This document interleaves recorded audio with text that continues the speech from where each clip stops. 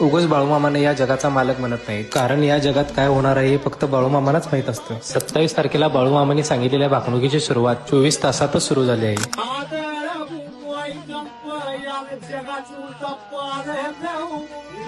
Myanmar आणि Thailand या दोन्ही देशात मोठ्या प्रमाणात खळबळ माजली आहे. वादळ भूकंप येतील, जगाची उलथापालथ होईल, अशी 27 तारखेला पहाटे गुरुमाऊली कृष्णनाथ डोने महाराज यांच्या मुखातून संत बाळूमामाची भाकणूक झाली. म्यानमार आणि थायलंड या दोन्ही देशात शुक्रवारी भूकंपाची तीव्रता 7.7 रिश्टर स्केल इतकी प्रचंड असल्यामुळे लोक आपला जीव वाचवण्यासाठी इकडे तिकडे पळत आहेत. पूल कोसळत आहेत, मोठमोठ्या इमारती जमीनदस्त होत आहेत. जिथे नजर जाईल तिथे कोसळलेल्या बिल्डिंग दिसत आहेत. जसे बाळूमामाने भाकणुकीमध्ये सांगितले आहेत अगदी तसंच्या तसं होत आहे. बाळूमामाची भाकणुकी कधी खोटी ठरत नाही, त्यामुळे बाळूमामा जगाचे मालक आहेत.